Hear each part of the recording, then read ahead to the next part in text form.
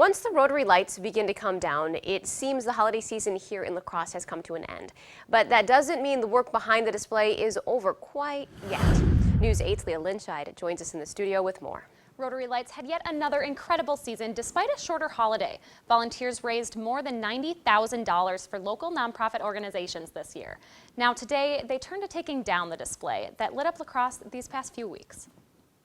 Wisconsin mornings like this one bring with them the kind of cold that takes your breath away. It can sneak up on you on here when you get that tingle in your fingers or toes and so on.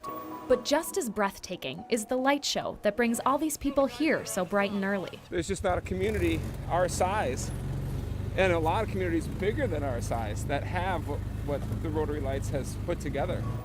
Come January 1st, this winter wonderland hits its yearly expiration date, and dozens of volunteers come to lift the lights from the sky to be put away for next season. My job currently is to bring the spools over. So they've got to spin back on spools about 2.6 million lights. So it's a lot of spin, and it's going to take a while to get all that done.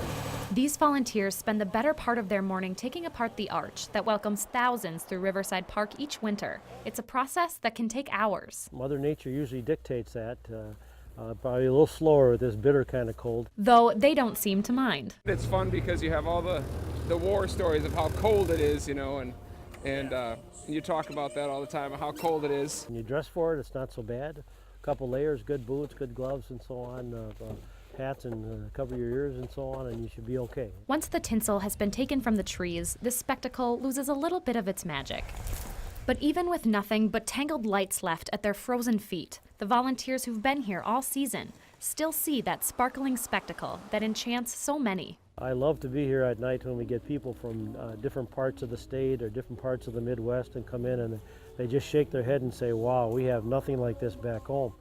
I say, that's because you don't live in La Crosse, Wisconsin. Volunteers will spend a week or more cleaning up the lights, but some displays are so frozen they won't come down until spring when the ground thaws. All right, thank you, Leah. More than 100 nonprofit organizations donate their time throughout the season to volunteer for Rotary Lights. That's about 3,200 volunteers that help make the display possible during the holiday season.